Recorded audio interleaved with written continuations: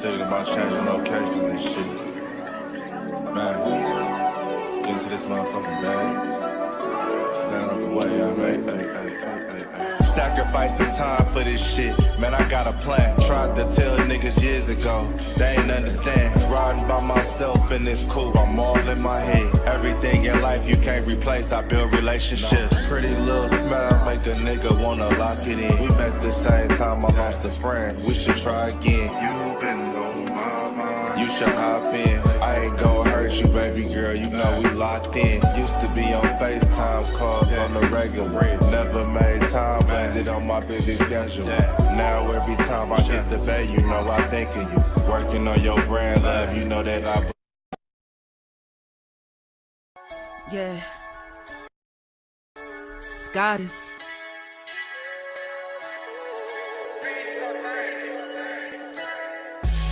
And I'm a day one type of girl. Ain't nothing wishy-washy over here. I don't jump around, stick to one side. Yeah, the silver, the blue, we got them in their feelings. That star on the field, come pay the D a visit. They say it's hatred, is it? I call it hate and simping. Cause if we wasn't that hating, they wouldn't be in our business. Listen, West Coast say the water tastes better. The fan base go harder, and all the ladies get wetter. Yeah, that's how it is when you straight reppin' for Dallas. We get it in the trap, and landlord tell us what's happening.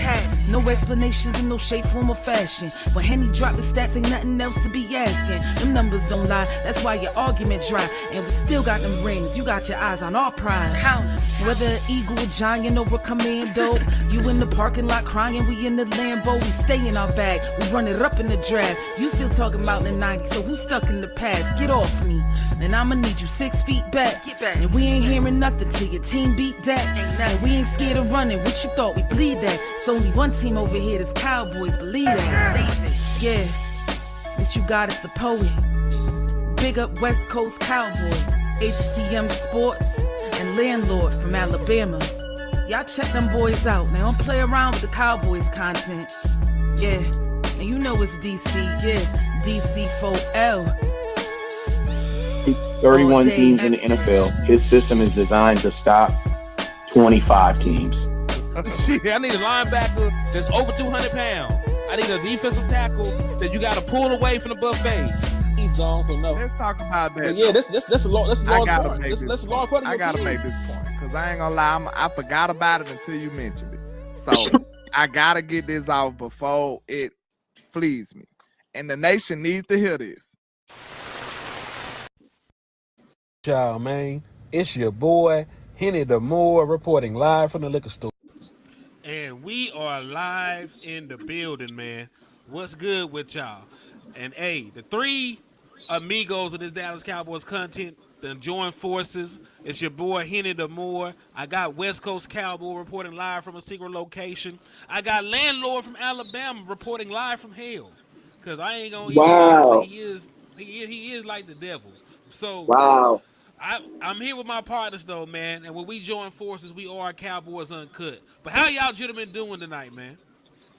Shit, I'm good. I'll have my camera. I'll have my camera on here, and once I get to practice.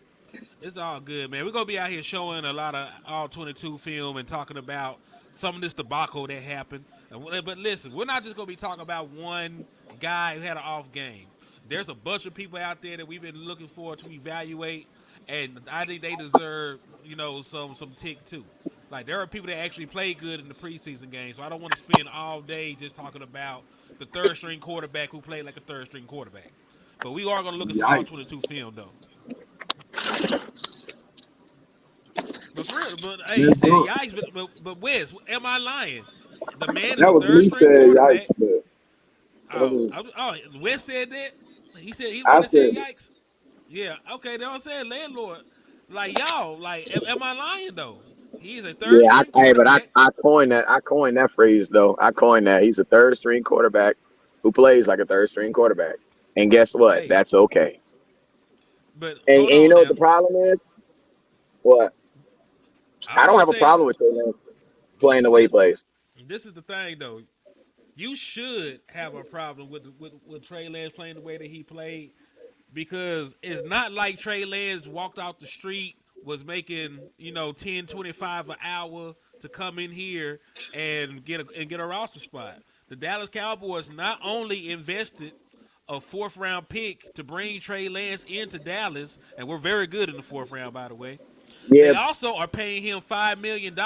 He's the highest paid third string quarterback in the National Football League, and he's paid more than the backup quarterback. So listen. I understand what you're saying. Like, he's not good. He never was good, right? I understand your point. So then, can I ask you a question? Well, can I finish trying to thought, and I'll let you ask the question? Because I'm in the middle of asking you a question. Hello, can you hear me? Yeah, I can hear you. Yeah, I said I'm gonna let you ask the question, but I was in the middle of asking you a question. I'm just saying, with all that in mind, all that shit, why should we be happy with the Dallas Cat with the way that he performed? Because like I said, it's not like you're not getting anything, and it's not like you invested nothing into Trey Lance. And I understand, like, I wasn't sold on Trey Lance either, but the point I'm trying to make is, once you put that much stock into somebody like the Dallas Cowboys did, you can't just watch it blow up in your face, and then you can't just watch it blow up in your face. Hey, can you hear me? I can hear you now. It sound like Jerry Jones sniped you. All right, so no, my service just cut out real bad. Man, he on the once I actually get to the practice field, I have way better service. So it's just going this way right here. It's all construction and stuff over here. But what I was saying is this: I don't have a problem with the way Trey played, because if you go look at what Trey has done in the NFL, that was probably one of his best games. And what fans need to understand is, just because you put expectations on him, just because you pay him $5 million, bro, that doesn't change the fact that he's not that. Like, and I'm gonna be honest with you, I think as fans and as organizations, we feel that, oh, we paid someone, we did this, we went out, so he's supposed to be. No, he's not. Trey Lance can only be as good as Trey Lance can be. And to be honest with you, that was probably one of his best games of his career in the NFL. He was your leading, and listen to me, and guess what? It's okay. You want to know why? Because you have Dak Prescott and you have Cooper Rush, who are so much better. So I'm okay with saying that, yeah, as a developmental prospect, he looked okay. He looked like a guy that's a development. He looked like a guy that's developing in the NFL. And guess what? He looked like a third-string quarterback trying to make a team. Like, I don't know what people, like, why were people going in here thinking that they were going to see something? Like, the kid theoretically ain't even played football in almost 2 years. No, we ain't going to do all that now. Man played last preseason. Yeah, I know. He played last, but I'm just saying. He ain't played no meaningful football in damn near 2 years. And whether that be because, listen to me, whether that be because the Cowboys ain't played him or whatever, you know what I'm saying? It ain't been used about a year. Long story short is this. Yeah, Trey Lance, he played as good as Trey Lance can be. Like, I don't know what the 49ers were smoking when they thought that he was a third overall pick. I have no clue. Like, I'm more interested in talking to the 49ers and finding out what they thought of Trey coming in, because he didn't even play a lot of college games coming into the NFL. He did. So, like, to be honest with you, everybody listen to me. I'm going to say this, and this is all I'm going to say about Trey Lance. We aren't the ones who dropped the ball on Trey Lance. The 49ers are. Hell no. We gotta hold some blame in that too, because he was we over don't. there. What the hell we pick. do? We traded for him. All right, well, you gonna talk over me, but I know damn well you did. Yeah, but I'm also, I mean, you gotta let me finish my point first. You asked me a question. You let me finish it. Shit, man. Come on. Like, you know what I'm saying? Like I said, we are never as invested as the 49ers are, because the 49ers gave up draft capital, and not only did they give up draft capital, but they had to lose those games to get him. They didn't get Trey Lance because they won a bunch of games. They got Trey Lance. They got the opportunity to draft him because of a season that was lost. So, no, we are nowhere near in debt. Only thing it cost us is a 4th round pick. That's nothing. That is absolutely nothing. A fourth round pick is everything for a team this cheap. Yeah, it's everything to a team who don't give a damn about second round picks. Yeah, you're right. I Yeah, mean, but do for you a team that only Do you sign any free agents, or do you got a fifth round pick starting Yeah, but for we're you, not or a talking fourth about that. round We're pick? not. But listen to me. I mean, But see, but okay, then listen. so a fourth round pick for the Dallas Cowboys is Yes, but valuable, we're is it not not? talking about that though. We're talking about who has had the most invested in him. We only have a fourth round pick. That's it. The I ain't 49ers. listen. I ain't talking. Listen. I ain't in a dick swinging competition with the 49ers about who fucked up more. I'm just saying the Dallas Cowboys fucked up and Hey, they hold it didn't real win. quick. My kids is listen to me. We're gonna have to cut back on the cussing just a little bit because my mother watches this show. My kids is listening to this show right now as we speak. So we're gonna have to turn in the fair. just a So little bit. somebody need to mute. Somebody need to mute. Hold on. Let me see. Somebody say something. Hello, I'm good. Okay. Then it probably wasn't answered. But yeah, go ahead, man. No, all I'm saying is this: for what the Cowboys haven't lost anything in Trey Lance. Like we haven't lost anything. I mean, it's a fourth round pick, but I mean, there's no guarantees in the draft anyway. We drafted a guy named Ryan Russell, a defensive end, a fourth round pick, and we cut him the very next year. He was walking. I remember he was walking in a training camp, and they pulled that boy from the backside, told him to come back in, and they cut him at training camp. He was on the team for a year. Like, I think people put this overstock in these draft picks because of what Dak did. But the average fourth round pick, bro, you're not. I mean, listen to me. Most teams don't even get much off their fourth round picks because them dudes aren't. I mean, I'm not saying they're not playing, but they're not expecting much from them. So it's like the only thing I was saying is like for what the Cowboys have given up. I mean, we're always going to be paying somebody money. That's just I'm over that. The Cowboys pick and choose who they want to pay anyway. So I'm not tripping off of what the Cowboys lose in money because I don't really know if they're losing money or not anyway. You know what I'm saying? But I will say this: if all I was saying is everybody keeps on talking about us, about how we messed up by getting Trey Lance. I'm like, how did we mess up when the 49ers gave up a first round pick for him? They're just going to just escape scrutiny. You know what I'm saying? Like, we literally just took their crumbs and was like, yo, we'll see if we can try to do something with it. But they altered their entire organization around him. And it was nothing. I mean, listen, you're not wrong about the 49ers failing. I'm just saying the Dallas Cowboys didn't need Trey Lance when we went and got Trey Lance. I would understand if we didn't have a backup quarterback, but we already had a backup quarterback that was cheaper. So I don't understand. That's all I'm saying. Like Dallas Cowboys put resources and money into a guy they didn't need.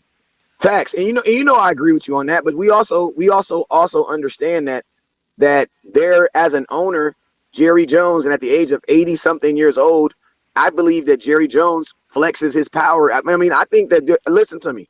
Like older people, what I've noticed about just being around is like when you're like that older person that's in charge, every now and then you want to flex and remind people that listen, this is my stuff. Like Stephen Jones, yeah, I get that you're my son and you take care of his stuff, but if I want to go get a person, I can go get a person. And to be honest with you, that's what it literally feels like. It literally feels like he literally just went and got somebody. You know what I'm saying? That he wanted.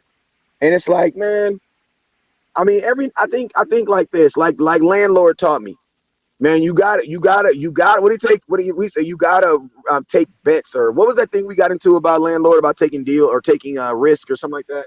Calculated You gotta risk. take gambles or something like that. Like it's a gamble, or I forget what the exact conversation was about, but it was more or less about us taking gambles. And so it's like I see it like this, man. Like, I mean, I wasn't impressed with what I saw, but I also wasn't expecting to see more than what I saw. So that's why I say Trey Lance I can't be let down by him. You know what I'm saying, because he actually played well for what I thought he was gonna do. That's all I'm saying. That's my only take on Trey Lance. And I'm done with it. Oh no, you're fine. Cause listen, nope. I don't think anybody on this panel expected anything from Trey Lance. Right? I don't think anybody on here thought Trey Lance was gonna go out here and light it up. But you know, it's different from knowing it and then actually seeing the shit. You know what I'm saying? Like the man was awful for the most part. Now listen, because he's an NFL quarterback, there was a play here and there that he made that was fine. But for overall, the bad outweighed the good with Trey Lance. He missed open guys. He wasn't comfortable in his progressions. He didn't trust a lot of things that he saw. He had guys wide open, you know, that he didn't throw the ball to for whatever reason. And a lot of the throws that he did attempt were off. They were either high, they were low, they were leading people out of bounds. Like, it wasn't great. It wasn't a great showing by Trey Lance. But, you know, we're going to watch some all 22 film, though, man, because there are some guys that did play well during this football game. And matter of fact, let me rewind this. Can I speak my piece real quick? Yeah, go ahead, bro, because I'm waiting for you. Okay. Yeah, Wes, what you said, I was saying like you can't have everything on the team ain't gonna just be solidified. So that's what we got our debate on. Like you gotta gamble on some stuff. Like everything ain't gonna be perfect. You know what I'm saying? So yeah, you said that right. But I'm looking at Trey like we said, his whole training camp showing has been a roller coaster. It's been up and down. And that's what I expected. I seen exactly the same quarterback that I've been seeing in training camp. You know what I'm saying? Like he's up and down, play by play. Not even game by game, it's play by play for him. So he's still a raw quarterback doing raw quarterback type stuff.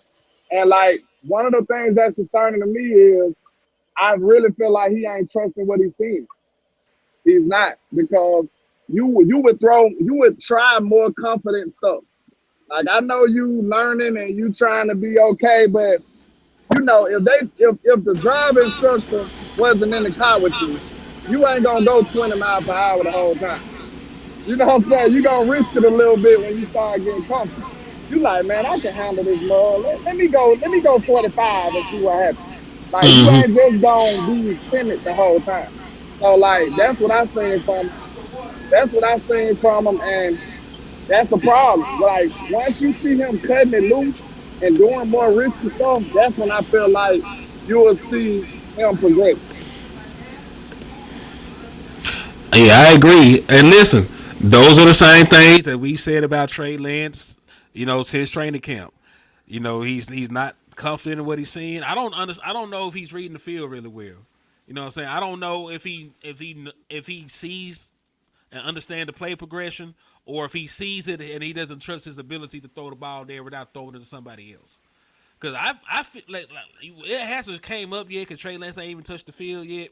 But there's a play where he has a tight end open for like 3 seconds, stares him down, and just starts running around in the pocket. He had Princeton Fat open for a wide open touchdown.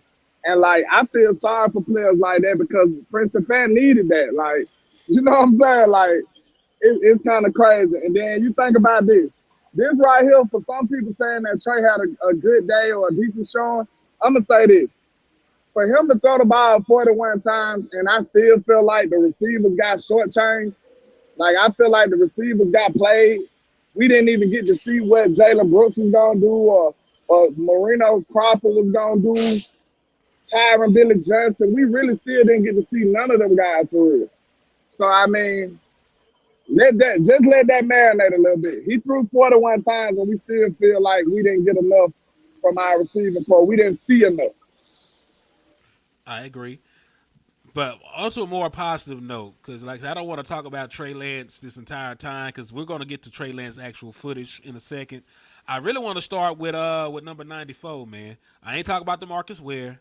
I'm talking about Marshan Kneeland, our second-round pick out of, what is it, Western Michigan? It's Western Michigan where this young man played at, if I'm not mistaken. Right here at because, man, Marshawn Kneeland had a very good preseason showing. Because it's not like he got a whole bunch of sacks. He didn't really play a lot. But, like, he is pretty much as advertised. He is a poor man's DeMarcus Lawrence. He really hasn't developed just yet as a pass rusher. But you see the strength. You see how well he played against the run. And these are going to be a couple of the snaps right here, man. Because you see how he shed the tackle right there, got to the running back right there, didn't get nowhere. Here's another one. He's gonna be over 87. Boom, took on the contact, got to the runner. And listen, for a defense that struggles in stopping the run, we don't really need another pass rusher. The fact that we got a defensive end that can set the edge, that can stop the run, and he still got a high upside for being able to develop into a pass rusher, You know, I'm growing on Kneeland. Now, I didn't know who the hell this man was when we drafted him. For all the draft talk that we did, I didn't know who the hell this man was. And I'm gonna have to expand my horizon this upcoming draft season. I ain't looking no Western Michigan Boise guys like that. But this man played pretty good football in the limited snaps that he got. So my question to both of y'all, man, what were your initial thoughts about number 94 coming out in this first preseason game?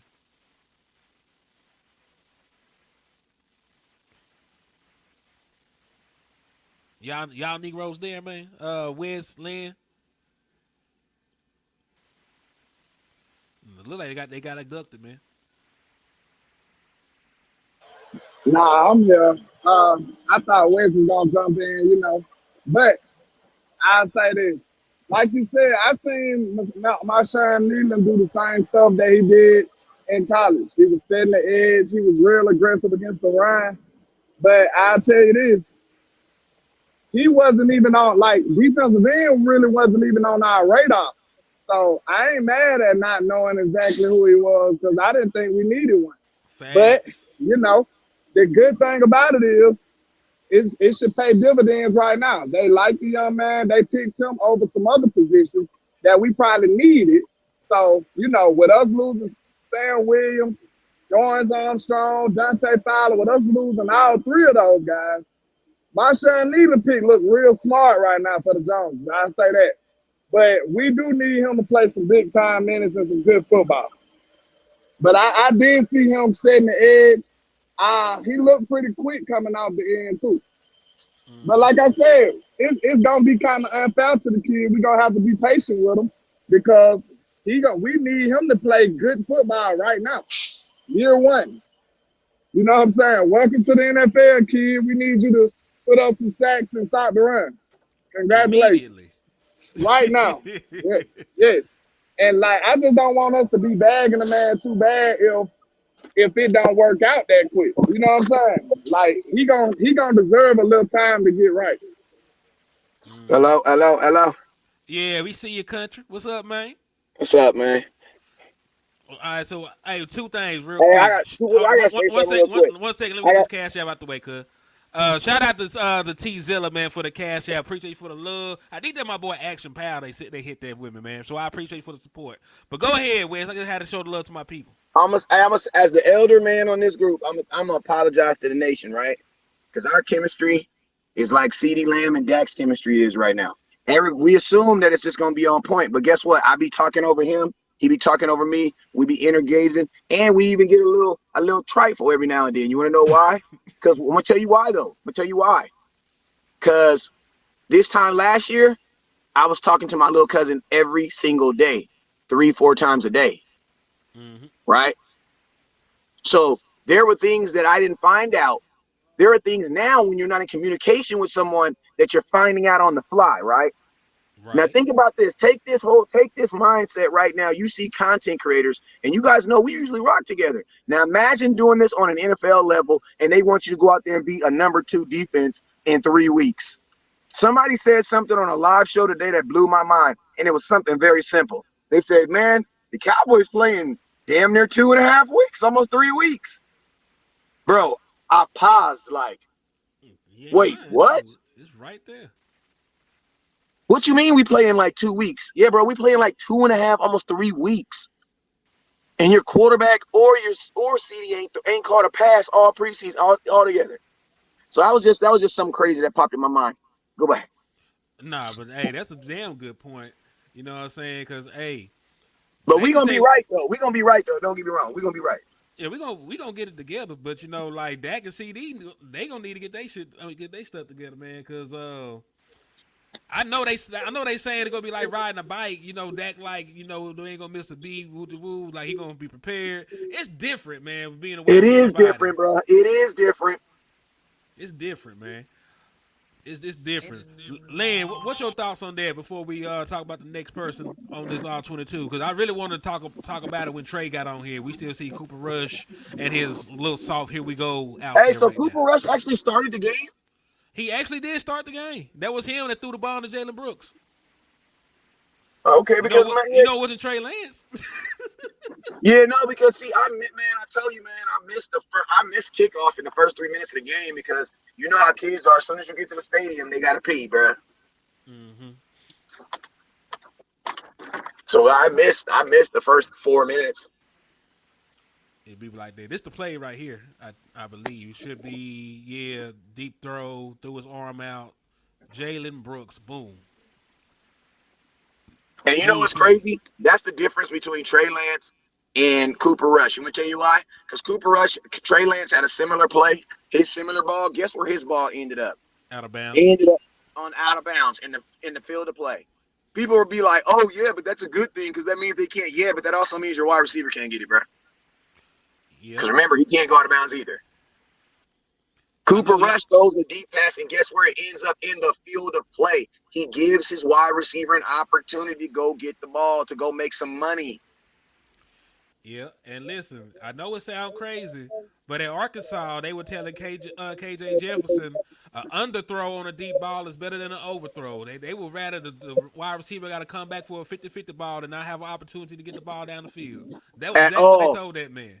So, hey, it sounds crazy to some people, but that's exactly how they coach us in some places. Yeah, and also you got to think like this: on a deep ball, the wide receiver, the DB is running. His legs are running. He's running, right? The cornerbacks are taught you can run with the wide receiver. You can follow his waist and you can look at his head, right? Well, his waist is going to take you where he's going, and his head's going to tell you when he's going for the ball, right? So it's like if you were overthrowing the receiver, they're just going to keep running. But you got to remember, if you're underthrowing him, if they're throwing it behind him, the wide receiver can actually stop and get the ball. Dez did that a lot.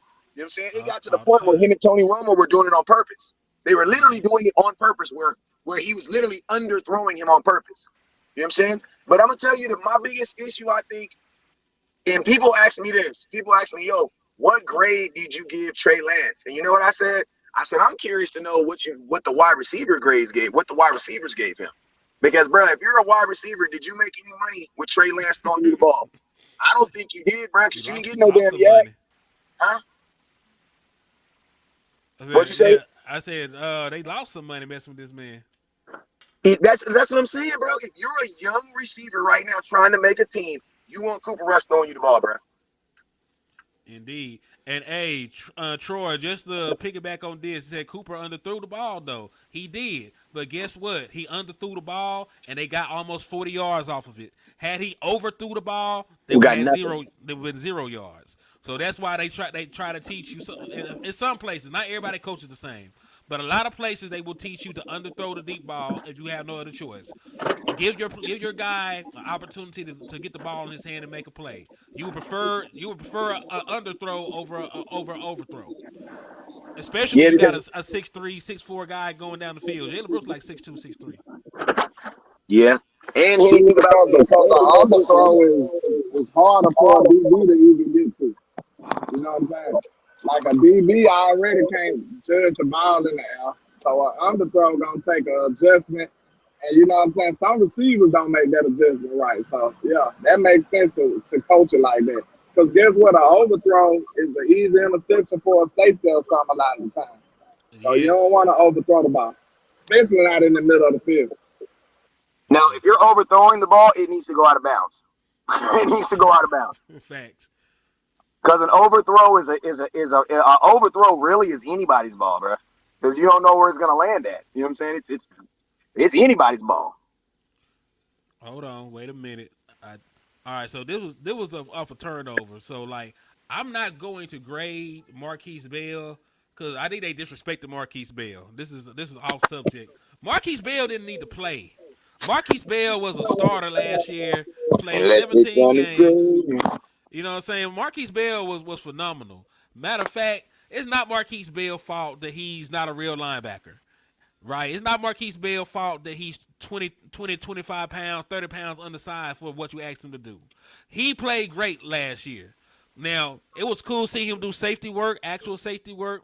It was cool seeing him get his hands on the ball. But he should have been sitting down on the bench with the rest of the guys that already got a guaranteed role on this team. That's my opinion. I felt that was a little disrespectful.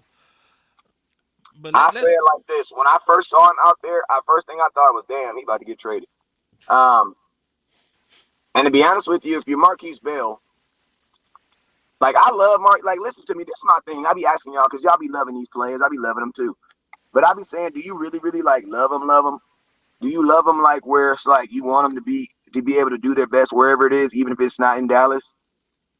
Because like, you know, some of our positions are really, really thick, bro. Like, there's not a corner on my team that I don't like, but all of them can't make it. You know what I mean? So it's if like, I don't know you personally, my loyalty only lies while you with the Cowboys. I'm sorry. I know, but Once guess you what? with the But guess what, Cowboys, it's like they head can roll for all I care. In a metaphorical sense, of course. But I mean, but you know, he only played for the Cowboys, so that's what I'm saying. Like, for Marquise Bell, like, I feel like he's gonna be a guy that gets lost in the sauce. And you got to think, you don't want to be an in between guy when it's time to get paid, man, because then they don't know what to pay you off of.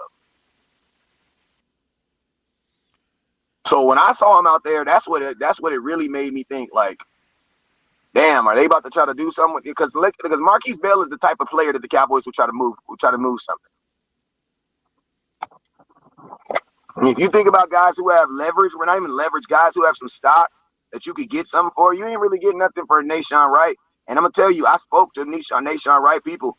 The Cowboys did not initiate that trade. The other team did. Oh, Minnesota wanted Nahshon. Yeah, Minnesota called Nahshon. They didn't call Nahshon. Minnesota called the Cowboys about him. Because their offense, he has a connection. I was speaking to him. I was speaking to his mother and to his people, and she was just breaking down the connection. But you know, it was one of those. And you know, it's crazy. The way she was explaining it to me was the exact same way to what we were saying. It's crazy, bro, because we really be on point. Like, we really do be on point. Because she literally said the reason why why she was like, this is probably something that's probably best for my son. You know what I'm saying? Mm-hmm. Because now he's actually going to play. Like, he's gonna actually get to play. Speaking of getting to play, and that's what I was saying too. I was like, this is probably one of those things where it sounds like it's a bad thing, but when it's all said and done, this is probably a really good thing for him.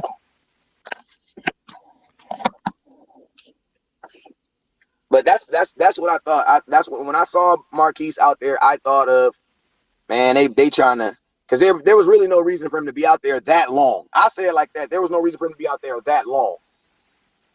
Gotcha.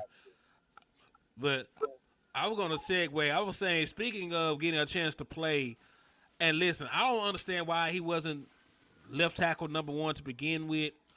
But now that our boy Chuma Edoga is lost for about a month or so, you know, the Tyler Guyton era at the starting left tackle has officially begun. Now, I don't know if they were trying to slow move him into the position or take their time or whatever it was. But now because of that, week one, we know for a fact, you know, he's going to be going up against Myles Garrett over there. But speaking of my boy, he got a chance to play in this preseason, and he played well, man. You know what I'm saying? He was the highest, matter of fact, across all the NFL, he was the highest graded rookie left tackle in preseason. And I know not everybody is playing their starters. I know not everybody is playing against. But they all got rookies playing. They all got a rookie playing at some point. And think about this: rookies are all rookies once they put the NFL helmet on, because none of them have experience. The only reason why somebody's a first round pick is because you think that they're going to have a better adjustment to the NFL, but you don't know. You don't know. You know what I'm saying? So once you put that helmet on, everybody's a rookie. You're no longer a first round pick because you don't have experience. You know what I'm saying? So for being the number one rookie, that's pretty damn good, bro. Because that also means that he was the best tackle in the class. That's also a good thing. Yep. Matter of fact, I'm finna get it pulled up because he played 21 snaps, right? Yeah, because this was a snap coming up I'm finna get back to. Because he's on the field when Trey Lance is on the field. So his first snap is going to be right after this interception from Stetson Bennett. Stetson Bennett threw like 50 picks. He threw 4 in a preseason game. They let him keep throwing them, too. That was crazy. That's how that was crazy. how you know his job is secure. There was nothing he could do to lose his backup quarterback And you job. know what? And you know what? Listen to me. And salute to the Georgia Bulldogs who don't give a damn, because they was hailing that dude like he had just won the Super Bowl. And I'm thinking to myself, ain't he trying to win a team? I think Stinson would have rather lost the game and I throw them 4 interceptions. But hey, shout out to the Georgia folks that don't know the difference. You know what I'm saying? Yeah, he just want to win. Oh, my mama. Somebody told me, I don't give a damn. He won the game. I said, yeah, but I'm pretty sure he would have rather lost the game and not had them 4 interceptions. Matter of fact, here our board is right here, I believe. I think this is going to be the first little out. Yeah, that's Tyler Guyton going up against 57. He's number 60. Walled him out. That was a quick pass. It was a real quick pass, but shit, he wasn't going nowhere. So I would grade it as a win, would you not? Yeah. Hey, Henny, can I ask you a crazy question? Go ahead. The way this play calling was called, it doesn't even feel like this game was called to even win the game. No, they called this game to see if he could make the plays. Facts. Because there was a 3rd and 12 where we ran a 6-yard out route for no reason. Yeah. Everything, bro. That's why I was saying, like, I'm not trying to, that's why I say the winning and losing aspect, I don't even think the Cowboys had that in mind. I know they didn't have that in mind. Like, folks got to remember, preseason is tryouts. I think we probably should take preseason out of it. It's tryouts for most of these guys, right? I know. I wish they would call it. If they call it tryouts, people would look at it totally different. Because listen, you know why they called that play that they called in the red zone for Trey Lance that he missed? That goal line fade to Marino Cropper? Yeah. Because it's a staple in Mike McCarthy's red zone packages. Dak Prescott threw like 4 touchdowns on that play just last year. So you got to be able to do that. You have to be able to do that. You got to be able to do it. And guess what? Jay Marino Cropper was wide open. You know what wasn't there? The throw wasn't there. Hey, you know who else was open too? A gang of times, bro. If you didn't see him, that little number 6. Who was he? Man, what is that boy name? Because he was getting open in the backfield, bro. And I'm gonna tell you, that's why I was thinking, like, I just know they kind of told him you're not throwing the ball over 20 yards. Because he didn't take no shots, bro. Matter of fact, I think this is the deepest throw he attempted all day, and it was the Schoonmaker of all people down the side. Yeah, that was the deepest throw he attempted all day, if I'm not mistaken. This one, the Schoonmaker. But yeah, man, I think it was Cam Johnson that kept getting open like that. But yeah, like they were calling plays. Good think about it, and they were actually calling plays to Trey Lance skill set. You will see more of that. You see the man running, got a whole bunch. That Deontay Burnett. Okay, because listen, some of these wide receivers at the very back, I didn't bother learning their names because I know they ain't gonna make the team, bro. I ain't gonna hold you. Like a guy like Cam Johnson, I don't think had a chance. A guy like Deontay Burnett, I don't think had a chance. Especially, but guess what? Because of the fact that CeeDee Lamb there are just people that you wouldn't even know about. CeeDee Lamb not being in camp right now is a blessing for everybody that's not Jalen Tolbert or Brandon Cooks. Because if you're not Jalen Tolbert or Brandon Cooks, bruh, if CeeDee Lamb would be at practice right now, we would have no clue who you are. None. Yeah, there's a bunch of guys. There's a bunch of guys that are getting more burn right now due to the absence of CeeDee Lamb. You know what I'm saying? And hey, that's a good thing too, because you never know who you may need. Right? You don't know somebody gets hurt and goes down, and somebody got to get forced into action. Dak Prescott knows these dudes now. Well, hey, because before, Cooper Rush probably knew him. Hey, but I'm gonna tell you this, man. Like, out of our, this is another thought I have. I know we keep bouncing all over the place. We looking at things, but bro, Dallas Cowboy training camp in California is over August 21st. Yep. That's next week. Right? What if CeeDee Lamb signs his contract?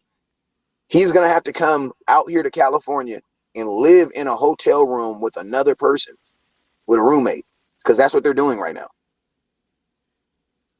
I'm gonna be honest with you. We're not gonna see CeeDee Lamb in California, bro. No, I doubt it. Because think about this: if you're CeeDee Lamb, why would you sign right now to have to come all the way to California, stay in and then think about this: you're not gonna play on Saturday. They're gonna leave Las Vegas, come back to California for 2 days, and then they're going to Texas. Yep, that's what the final preseason game. And then think about this: if you're Jerry Jones, bro, you already lost money on California. It is what it is. Ain't no getting it back. But you know what you can do? You can make sure that that Texas star is cracking like a mug when it's the training camp starts. And this is the thing. So I'm curious if they. Matter of fact, I'm glad we brought it up because this is the play I was talking about. It was the fade to Marino Cropper. Right, he is going to be wide open. Right, it's going to be a flat route. It's going to be an in-breaking route. That's the combination against man coverage. He was wide open. He just overshot the ball, and that's one of the issues. Trey Lance really lacks touch on the football right now. Right, because he got a big arm. He could throw the ball really, really, really deep, down the field. But those are the lowest percentile of throws in the NFL. Like Somebody got to be wide open. Somebody got to be wide open for him to do that. And they got to be open, right? And even then, you got to have the touch to not overthrow him. You got to have the touch to get the wide receiver an opportunity with the football. So he got a big arm, but he's throwing high. He's throwing low. These guys are got to reach on the ground. Hey, what was the yak yards in that game? Don't know. I don't got no advanced stats breakdowns for the preseason game. I know it wasn't good. I mean, he only threw for 188 yards. But still, like if say you threw for 188 yards and then like 125 of it was good, was yak. That means you was putting that ball kind of where guys could keep on running. But bruh, I saw dudes catching the ball and getting tackled. Hey, Thomas, we ain't going to disrespect Lamar Jackson like that. He said Trey throws like Lamar. If Trey could throw like Lamar, then Trey Lance really might be the starter on the team. You know what I'm saying? Yeah, but think about this. He don't got the – listen, Trey Lance does not have the athleticism of Lamar Jackson. Trey Lance is athletic for a quarterback that's not an athletic quarterback. I put it to you like this. He's a better Daniel Jones when it comes to running the ball. But do I want Daniel Jones out here Michael Vick in it? No. Trey Lance is not a Michael Vick. He is not a Justin Fields. Matter of fact, go look at when Trey Lance runs. When Trey Lance runs the ball as a quarterback, he's running to the side. You want to know why? Because he's looking to slide. And guess what? That's okay. There's nothing wrong with that. Like everything that we're pointing out about him, I think people take it as always saying that's a bad thing. Like it's not a bad thing, but that's just what he is. Like people try to say that Dak is an athletic running quarterback. No, he's not. Dak is actually a pocket quarterback who can run. A little bit, because man, 31. A little bit. If he absolutely has to, if he has no choice. The only thing athletic about Dak is that he's black. That's it, bro. That's it. I seen Dak catch a little win. When that was one of them games last year, he got a little loose, man. Don't do that like that. I think it was the but you also see how big. Do you see how big Dak's eyes get when he runs? Shit. I ain't gonna lie. Hey, if you a real Cowboys fan, you know exactly what I'm talking about. Dak eyes be big as hell, bro. After Dak injury, and he came back, it looked like it hurt when he ran. It do hurt when he runs. He used to be a little graceful with it. It don't look like it no more. I think Dak would have taken contact back then. He not doing that no more. Nah, Dak Prescott used to run through. Dak Prescott is the same man that used to stiff arm linebackers and safeties. Do you not remember when he first got in the league? Like he was running through people. Hey, you remember that? Remember that touchdown? Remember that touchdown on the 2-yard line when he ran through them dudes and then we did the Yeah, we ain't seen that. They too much of that no more. Nah, we ain't seen it. He got to be feeling good to do that, man. This one of them games that he had some Ben Gay on his legs, man. Hey, but you know what's crazy? That's what the money do to you, though. The money does change your game, bro. Because when you're playing for a big check, there are just things like I would almost be mad if I saw Dak try to run through some dudes right now. I swear I would. Because man, I see what we were like when he got hurt.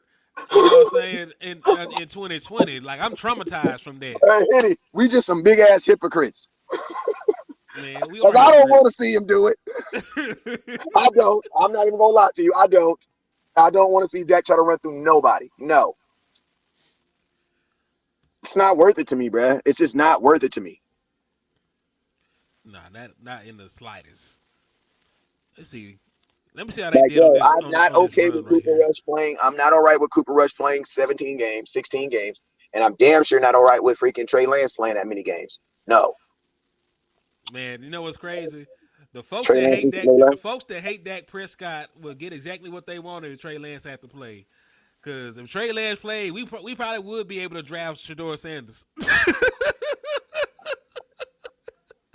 We would be bad enough to actually get a top pick if Trey Lance played. Honestly, I think I'm gonna keep it real with you. I think this team without Dak could probably. I don't. The first number that comes to my mind is 5. I'm gonna just be honest with you. 5 is my ceiling. I couldn't expect to win more than 5 games without Dak. And honestly, if you go look at last year's 17 games, find me 5 games on that list that you think we could have won without our starting quarterback. I don't think there's 5 games on there. Because Seattle, listen to me. If you guys really think about it, every game that we played last year was a battle until it just got out of hand. Yeah, I think there was only the one Seattle game game. was shootout. Exactly, bro. That's what I'm saying. Like, that's what I'm saying, bro. Every game, like, our score is not indicative of how the game played. Because even week 1, when we smashed the Giants, bro, them motherfuckers was not trying to let it go. Like, Giants, y'all down by 30 in the third. Let it go, bro. Man, I'll tell you a lot of them games was a little bit more nip and tuck. Even the last game against the Commanders, they took a 10-7 lead when they blocked that punt. You know what I'm saying? Like there wasn't really a single game that, you know, it's the NFL though. You know what I'm saying? Like there's like none of these guys are Rudy Poos like that. They might be in a bad environment, you know, but all these guys were either great in college or they did something in the pros to stick around. Like you ain't really playing no Rudy Poos in the NFL, right? Even in the Carolina game, it was like they had cut the lead to like 7 or something like that. Like none of these games were blowouts until they were. Because a lot of times Dallas Cowboys had like a huge scoring run. It'd be like a touchdown, then the run blame get a pick 6, and all of a sudden we up 14. So can I ask you a trap question? Because I set you up for that. I set you up, cuzzo. I did. I set you up. Go ahead.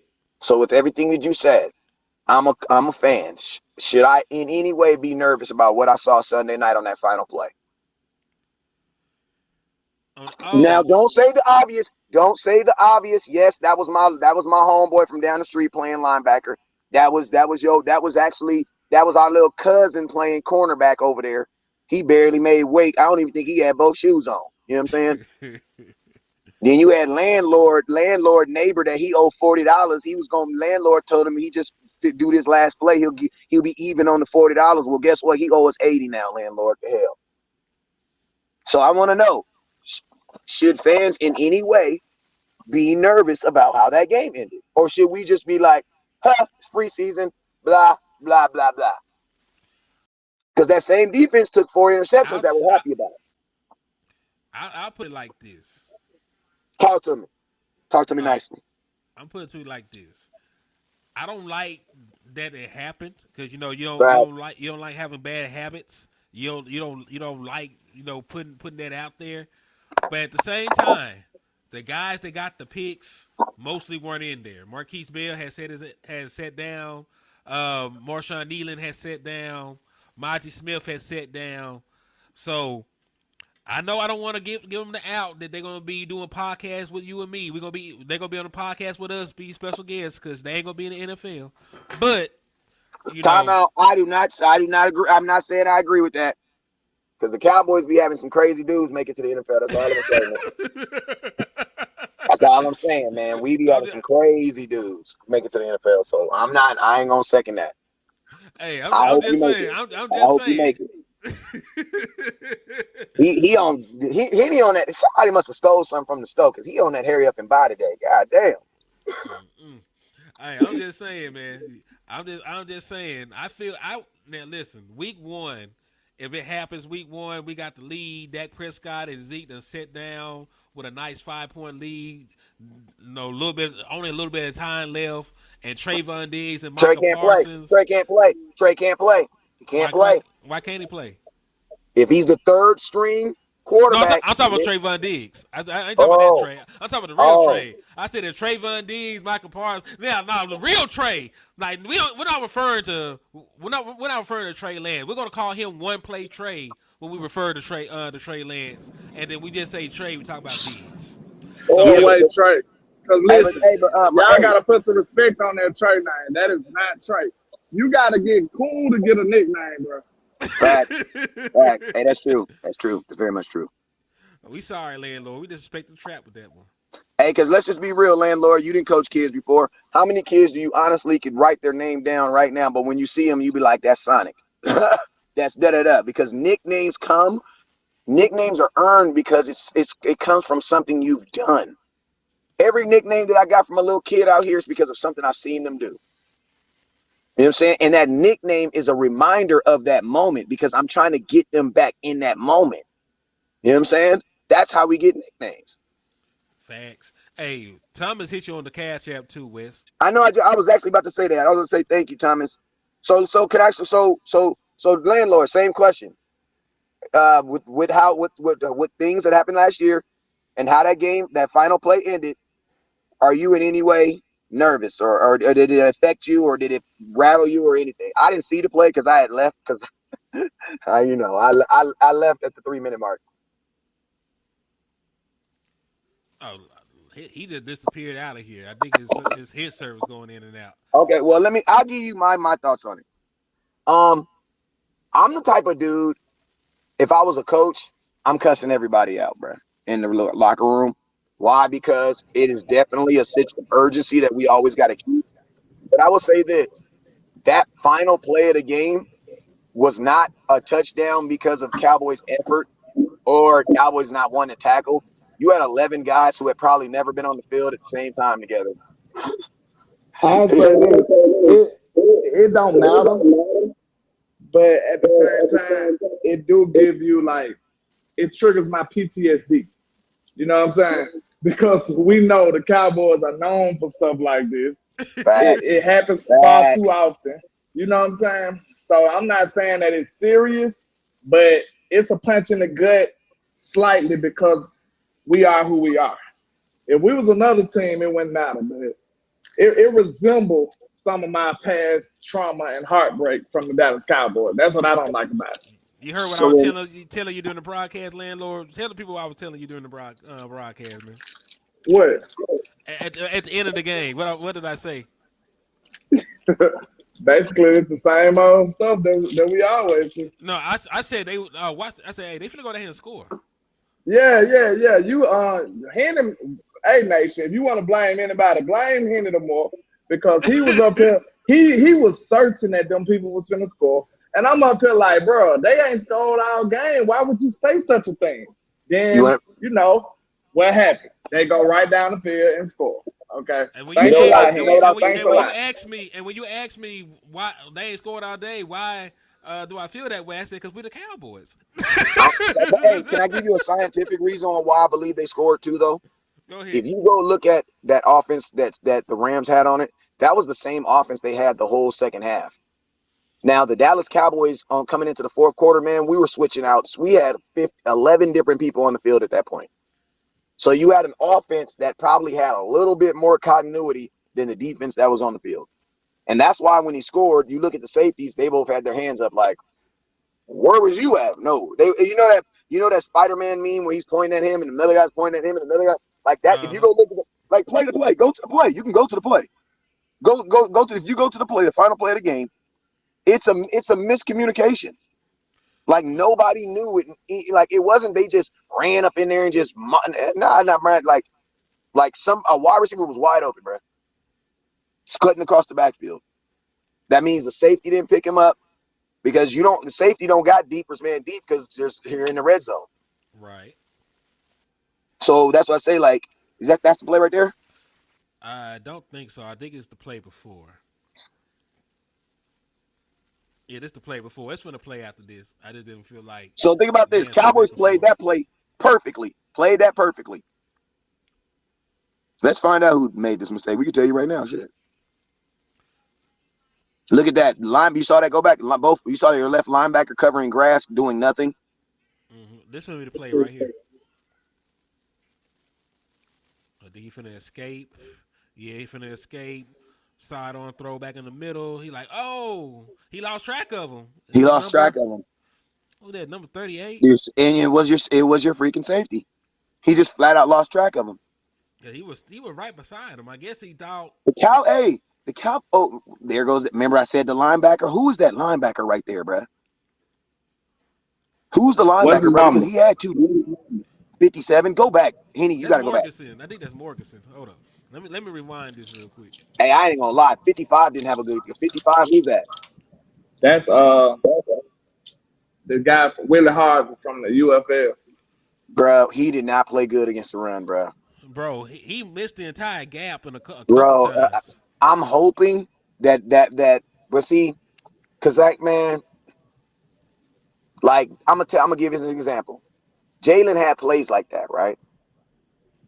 And I talked to him about those plays, and he told me, bro, like if your assignment is to shoot this gap and they run in this gap, you still have to do your assignment before you can stop your assignment and go do something else.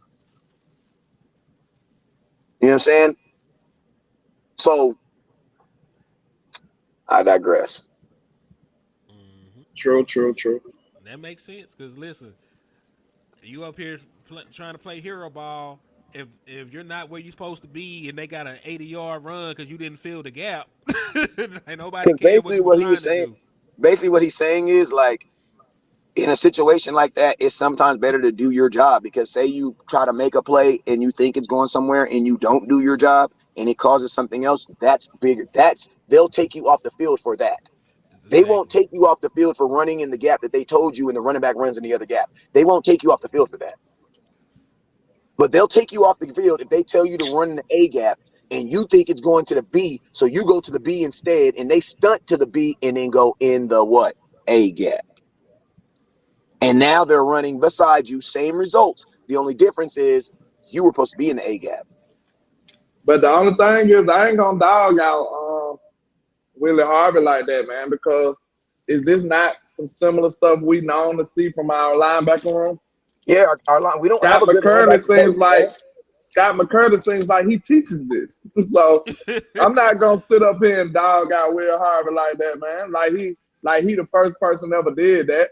Nah, we seen that from every linebacker we ever had. LBE, Damone Clark. We've been seeing this, and it's a reoccurring theme, man. And you know, Scott McCurdy, bro, I'm about sick of that dude. I'm just being real with y'all. Hey, I wish I would have got an interview with him.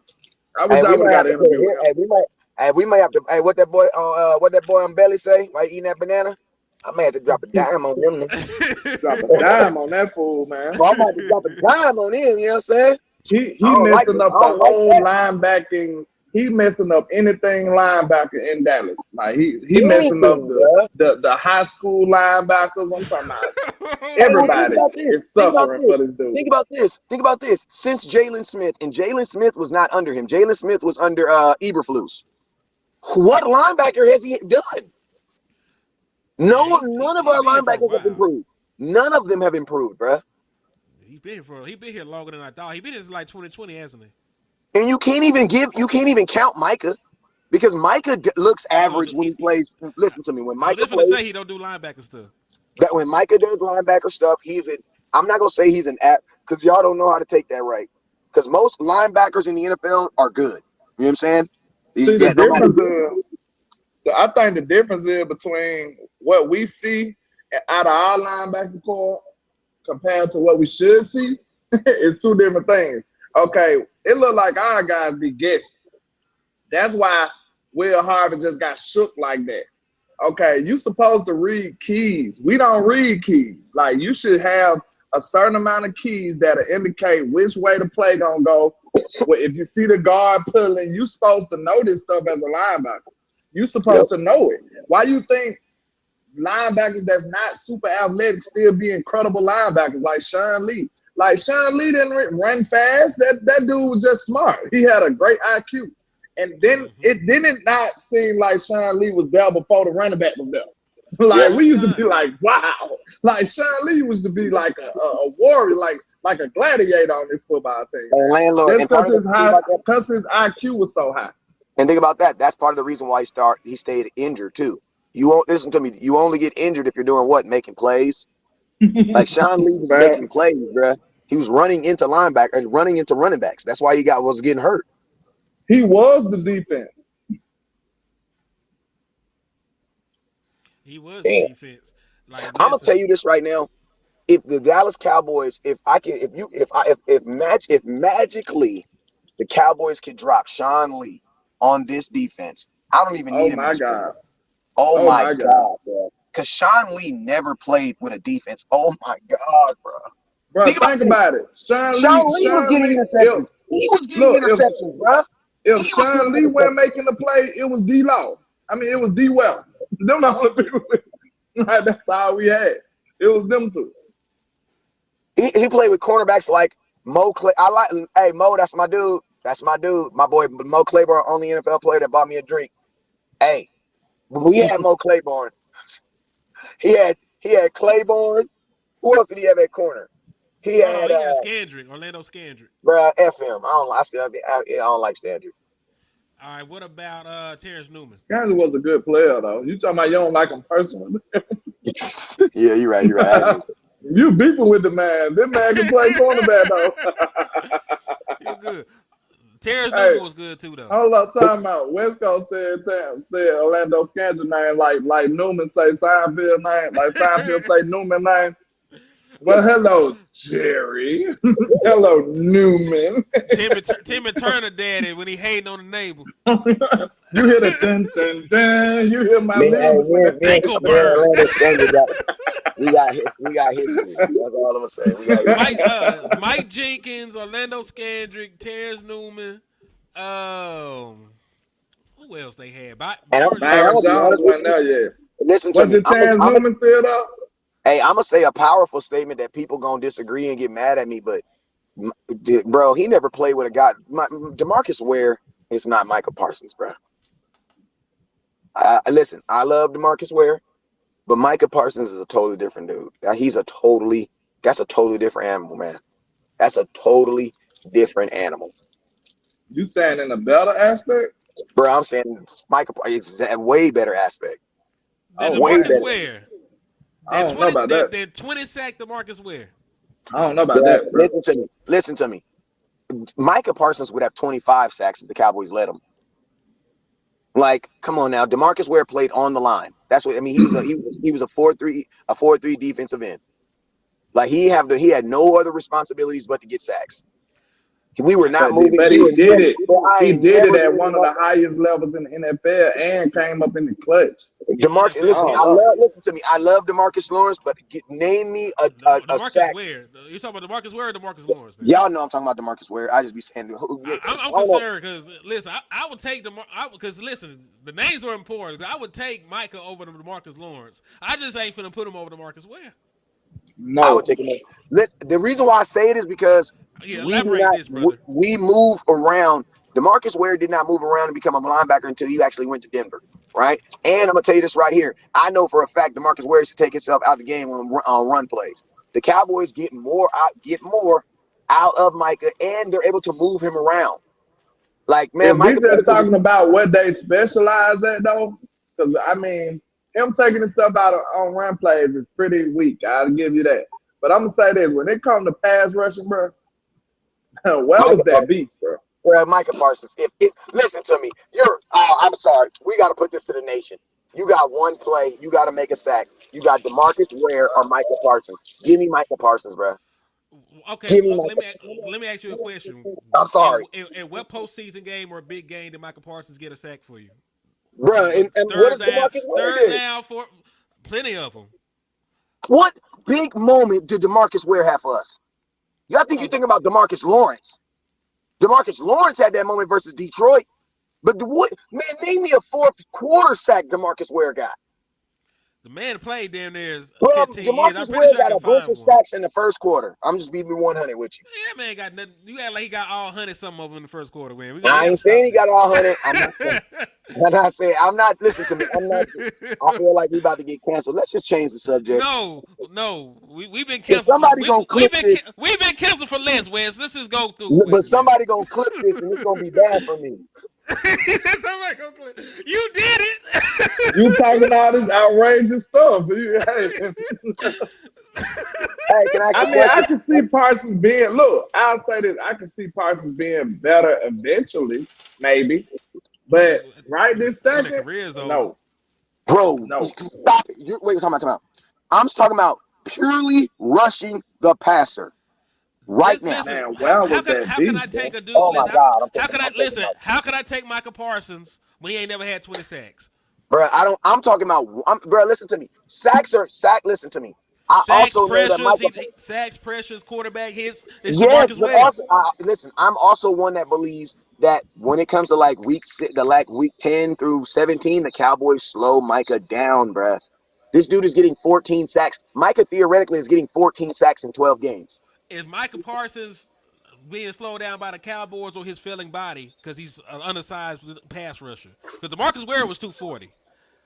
D. Well was like that. He was built like that. DeMarcus Ware could go, and he wasn't banged up at the end of the season. Michael Parsons is in a full bodysuit on the sideline, wrapped up like a mummy because he's an undersized pass rusher. Man, he's not. That's that good old Troy Alabama fool right now. If you're over the age of 30, if you're over the age of 30, you're qualified. Your opinion matters. If you're over the age of 30, your opinion matters. You got one sack. You need one sack. You got Micah Parsons or DeMarcus Ware. Who you putting your money on, gonna get it. You got to be over the age of 30.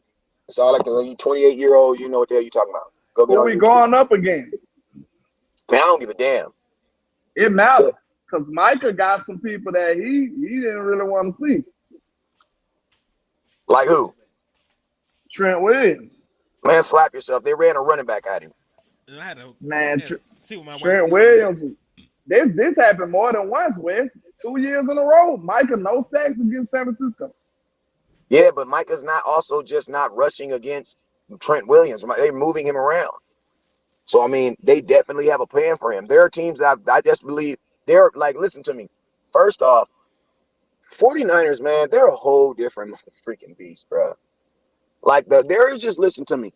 The Pacers growing up, people don't understand that Michael Jordan won 6 rings, but there were 3 times where Reggie Miller took his ass to the brink, bro. Almost put him out in some Jordans, bro. In some Jordans. Because remember, Reggie Miller started wearing Jordans in the playoffs to mess with Jordan, to let him know that I'm not afraid of you. You know what I'm saying?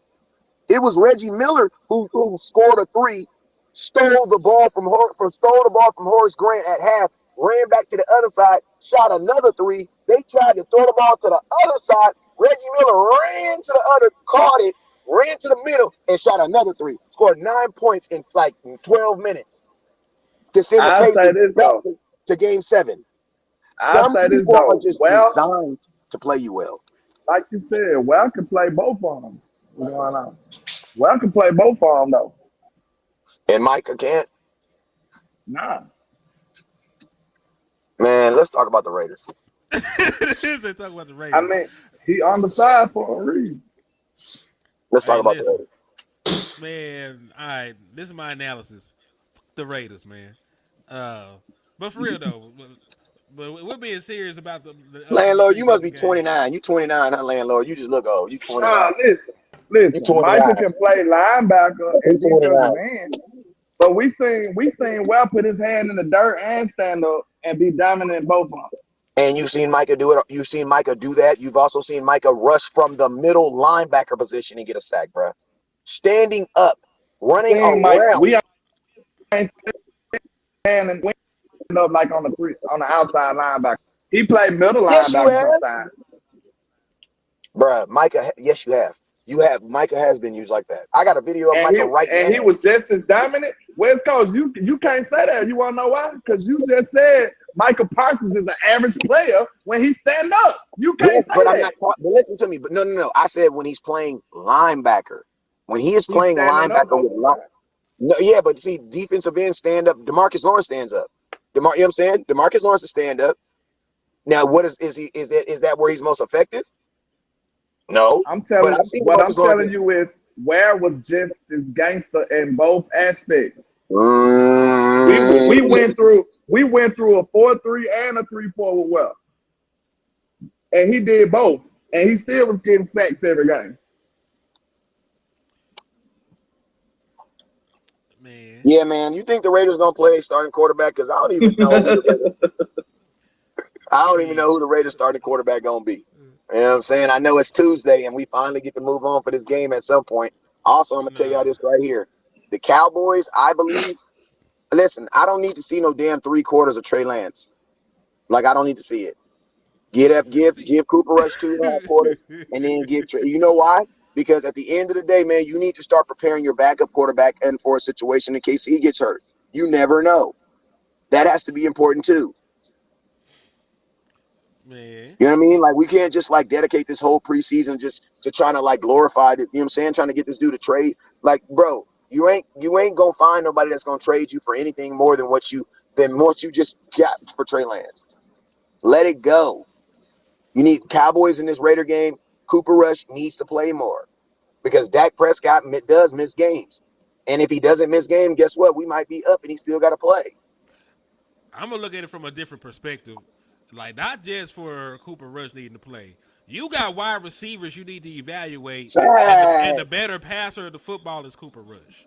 So you don't really even know what you got in Cam Johnson. You don't really know what you got in Jalen Marino-Cropper.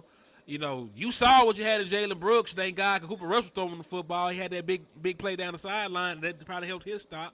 But, yeah, man, Dallas Cowboys got too many pass catchers out there. Not even the wide receivers. You got tight ends, too. Don't you want to see what John Stevens Jr. can actually do? You went out there. Because we low-key have we low-key have a tight end battle right now. Because everybody knows that Ferguson is your number 1. But, bro, there is no guarantee for your number 2. Shoemaker is not your guaranteed number 2 tight end right now. I don't even know if Hendershot is Hendershot even on the team still? Yeah, he on the team. Like, he don't even he just don't even exist no more. He shouldn't. John Stevenson out there wearing 81. Everybody think he a wide receiver. He really a tight end though. Yeah. Well, you know what's funny? He was a wide receiver all the way up until he got to the NFL. Facts. That's why he's so good at catching the ball. And think about that. How are you going to decipher who's going to get that? And we run a lot of 12 personnel. 12 personnel means you have to do what? Have 2 tight ends. So we need to find out who's going to be our number 2 tight end is. And that's a phenomenal point. The only way you're going to find that out is by what? Well, Trey Lance throw the ball to tight ends. He did a lot in this pass game. I ain't gonna lie. I mean, he throws it in their general area. He don't actually throw it to them. That would actually mean that they're catching the football. You know? I mean, landlord, you're a wide receiver. You saw that game. I mean, if you leaving that game, would you have been okay? Would you have been okay? I mean, ball placement is the number 1 thing I think you're playing for when you get Dak Prescott. Pretty much. Yeah. I mean, if the quarterback can't throw the ball right, I mean, it's useless. Like, everybody talk about arm strength and all this stuff, but accuracy is the most important. Ball placement and accuracy. If you can't put the ball where you want to put it at, are you really quarterbacking? That's the question. You basically a baseball player throwing the ball long. That's it. Anybody can do that. You just somebody throwing the ball. You ain't a quarterback at that point. Yeah, a quarterback is when you're actually putting accuracy and putting it in places where people to move, because anybody can just throw far. Yeah, man, anybody can throw the ball. Anybody can just throw the ball. You know what I'm saying? A quarterback got to be accurate with it. T-Dub said Schoon is tight end number 2 100% off of politics. It shouldn't be that way. It shouldn't be that way because John Stevens Jr. had looked like the second best tight end all training camp. He's been playing a little better, though. I ain't going to do him too dirty. He's been playing a little better. He's playing better, but he's still tight end 3. You know what I'm saying? It's still plenty of other tight ends I like over him. John Stevens, listen to me. If John Stevens is not your tight end 2, it is for sure a conspiracy because John Stevens is closer to tight end 1. If you go, because you got to think right now, if something happens to Ferguson, you got to replace your number 2 is not there as a place. Your number 2 is there in case number 1 goes down. If number 1 goes down, John Stevenson is the guy that's closest to him, like him. So realistically, number 2 tight end right now should be John Stevenson, because Hendershot is not like him, and Shoemaker is not. Shoemaker went to Michigan. Athletic tight ends do not go to Michigan. No. Yikes. Hey, this is slightly off topic. The Dallas Cowboys got to get the CeeDee Lamb contract done because Jamar Chase looks like he has just entered his own holdout. Good for him. Hey, I got a question. This is off the subject too. Hassan Reddick is available right now. I don't know if it's via trade or free agency. What are y'all thoughts on him? Outside of that, we need some pass rushing desperately. Listen, do you know why he's trying to get traded again? Because he wants more money, right? Yes, that's why he didn't show up to the Jets. The Jets he got traded $6.5 million right now. Yeah, Jets traded for him, right? Try to get a contract done. He didn't like the offer, so he's been holding out. So why would I then try to trade for him if I'm not gonna give him a contract? He's not gonna show up. Well, you ain't got to worry about him in Dallas next Sunday. You ain't gonna find it. What type of money is he looking for though? I'm just curious. The kind of money Michael Parson wants. Bro, there's no way. He don't even have Michael Parsons stats. He do though. He got Michael Parsons stats. He got good sack numbers since he was in Philly. Let me look at this nigga. Oh, look at this man numbers since then. How many years has he been in the league? A long time. He did, listen. He just got good with Philly. He just got good when he got with Philly. All right, so let me pull up Hassan Reddick stats. All right, so you remember they was trying to argue he was better than Michael Parsons? I know. So he had 16 sacks in 2022. He had 11 last year. So he got 27 sacks in the last 2 years, so about 13 and a half sacks. I'm not going to lie, that's pretty impressive. That is pretty impressive. I ain't going to lie. That's pretty damn impressive. So 16 sacks is pretty damn great. I'm say this right here. Anytime you get over 10 in multiple years, that's pretty impressive, bro. And he was an All-Pro. So he was a second-team All-Pro, 2-time Pro Bowler. So why don't they want to pay him? Like, what? I don't understand what. Because he old. Because he old. Well, he ain't that damn old. How old is he? He came in 2017, so he's 29.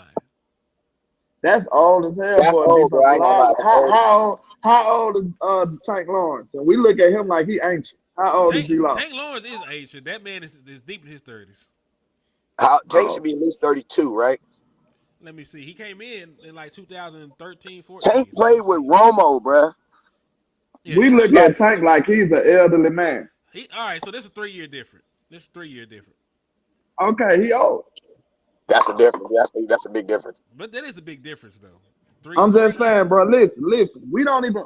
I know running backs are more, wear and tear, but you don't want a 30-year-old running back like that. No, you ain't gonna pay him top dollar. Hey, I got a random question since it's coming out. Is this Tank's? You think this Tank's last year? Of course, that's why they drafted. Could be. Yeah. They drafted a guy in the second round who NFL comp was DeMarcus Lawrence. You tell me what the writing on the wall tells you. Time out here. This is a perfect way to say it. It might not be DeMarcus Lawrence last year, but it's his last year in Dallas. You can say that because they ain't gonna pay him. I almost choked right now. Don't do that. I almost choked right now. It's the truth. Hey, what they said, you ain't gotta leave, but you gotta get the hell up out of here. You gotta go home. I'm gonna tell you this. Then I'm gonna tell you this right here. Then you're gonna DeMarcus Lawrence is gonna be on a different team next year. He's not gonna retire. I don't think he's gonna retire because I honestly think somebody is gonna give him a bag, bro. Not a stupid bag, but a bag that's worth getting dressed for. I think D. Law is an underrated player, but I think once you start getting up at age like that, man, it's kind of hard to guarantee some money like that. Well, you know what I'm saying? When you get to DeMarcus Lawrence age, the next team he'd play for will be a super contender. Where a lot of that he's gonna have to ring chase. Hopefully we get him the ring this year, but if not, he's gonna be ring chase. He probably go sign with the Chiefs or something for $3. Why was that the team that came to my head? But you know what? He gonna sign with the Chiefs for $3. That's where all the Dallas Cowboys go. I'm gonna tell you what and you would win like to rings. see. What you would like to see is the Dallas Cowboys to achieve some success this year, and then the Cowboys just lowball them. Mm-hmm. Nah, they letting him go regardless. I mean, yeah, because nothing is cheaper than a second round pick. With 3 years left. Yep. So yeah, they literally draft the person, that compass him. Okay. That'd be like in the Dallas Cowboys drafted C.J. Stroud and Dak Prescott was still on the team. C.J. All right. Stroud comp with Dak Prescott. I ain't Okay. gonna lie though, they basically did it because they tried to find somebody who damn near looked just like Dak. He just a little bit Trey taller. looked like a younger Dak. That's what he looked like. Hey, In the face. my next question. Next question, and I'm out on this one. After we talk about this subject. Al Harris is experiencing a ridiculous amount of consistent success right now. Mike Zimmer should have a pretty damn good defense next year. Why? I mean, this year. Why? Because it's going to be the same defense we had last year. It's going to build off of it. How do you keep both? And if you don't keep both, who you keep? You keep. And this is going off six. Because, bro, Al Harris, man, you're getting interceptions in preseason games, man. That means you're a culture of getting interceptions, getting your hands on the ball. It not only is it with the guys who are getting paid, but the people who your message is so relatable to guys that you just met. Guess what, Wes? You made a brilliant point. Listen, when you said you see how the unit reflects the coach, we just said the same thing about Scott McCurley, bro. It worked both ways. His linebackers was playing like crap because they usually play like crap.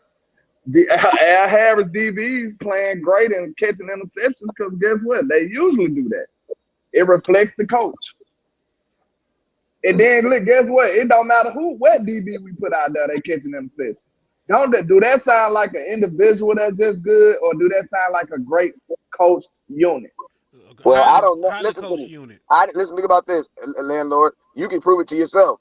I want somebody to randomly name off all 4 people that got interceptions. You want to know why you don't know them? You don't know them. But you know what? What's the common denominator? I know you do. It's your job to know them. But I'm saying, what's the common denominator? What's the common denominator in all this? Al Harris. You know what this also lets me know? That Al Harris can build me another Deron Bland. He can build me another Trevon Diggs. Bruh, if I'm the Cowboys, bro, I'm going all in on Al Harris next year. Why? Because I wouldn't mind Al being the head coach. But you finna steal my thunder, so I'm finna stop you. Oh, go ahead. Because you asked the question as to how you keep them both. Al Harris is already the assistant head coach. So if you're really planning on moving on from Mike McCarthy, just go ahead and elevate him to head coach, and then you can give the assistant head coach title to Zimmer, and just be happy and prosper. I think that'll be like a shot of adrenaline for this franchise. It would be, bro. If Al Harris be the coach, a young black head coach, bro, with dreads. Oh my God! Oh my God! Hey, it's lit in Dallas now, and I'm telling you, that probably changed the whole culture and everything. Hey, think about this. Do you think we really would do it though? Hey, think about this. I'm gonna give you guys one example, and then I'm out of here.